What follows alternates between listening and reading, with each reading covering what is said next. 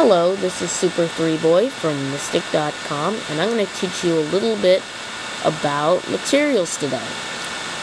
Right now, I'm on the Mystic.com forum. The address is forum.mystic.com, and in here you can post about whatever you want. We have several different topics about Paint.net, which is the image editing software. We have programming, and then we also have Blender. You can ask the questions you want, you can post your renders, and it's just a nice little place. So when you're viewing my tutorials, just think of registering and posting your works. And also, an added bonus, if you suggest a tutorial here, it usually has a higher priority than it would on YouTube. So, I have Blender open, and so I'm just gonna go to that. We have our default cube in the center of the screen. And I'm gonna go down here to the left of the toolbar at the bottom. I'm gonna click on the sphere looking thing.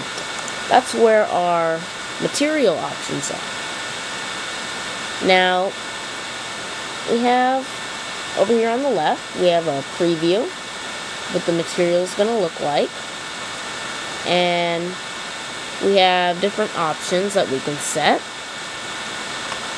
So, right now, let me go over this preview section right here.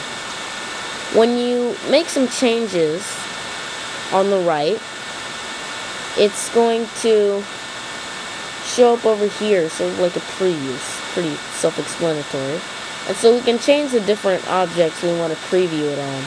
So we can preview it on a plane, a sphere, cube, monkey face, all those things we can sort of preview it on. So right now, since we're using a cube, we'll just select cube, and let's go over this RGB right here, red, blue, green. This is the different colorings that you set to the object. Right now it's set to 0.8 for each, and it gives you sort of this grayish color. So we can change these values from the sliders. Let's put the green down and the blue down all the way, and see we get this red color. And you can see it show up in the preview window and over here. So we can play with these sliders and get different colors. We can put red and green together, we get yellow. We can put them all together, we get white. If we take them all the way, we get black. And if we put them sort of at the same place, we get this kind of gray here. This is also same color, everything. So whatever color you wanted, let's say you wanted green, or put this up, you can put it blue, or you can mix colors, or whatever you want. So let's bring it back to the middle, make it sort of grayish. And now let's go over alpha right here. When you render it, which I'm going to do now by hitting F12, you see a cube right here, just a regular cube, and it's solid, you can see it all. But with the alpha, that's the transparency, or the amount you can see an object. So if I was to set it all the way down to 0, I can hit F12 and the object is not visible.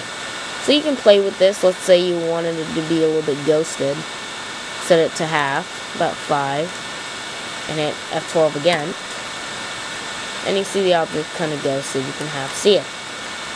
So let's go back to the editing window and change it all the way back to 1.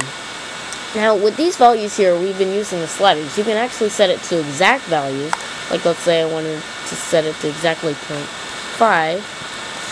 Just put 0.5 by clicking this number right here, and then using my numpad or numbers at the top of your keyboard. Hitting enter, changes all to 5.5, and there we go. So when we want exact values, we can do this. And we can also set things like shadeless to have it, of course, have no shade, so it will be that exact color. There won't be any shading in there. So right now, if we were to render this with full opacity, it would look like this. But if we wanted to be exactly the spray color, no shading, then we select that option, hit F12, and it's exactly that color, no shading whatsoever. And that can come in handy sometimes. Okay, well, I think that ends this tutorial for now, and hopefully I'll see you in the next tutorial, so don't forget to subscribe if you're on YouTube. Okay, bye.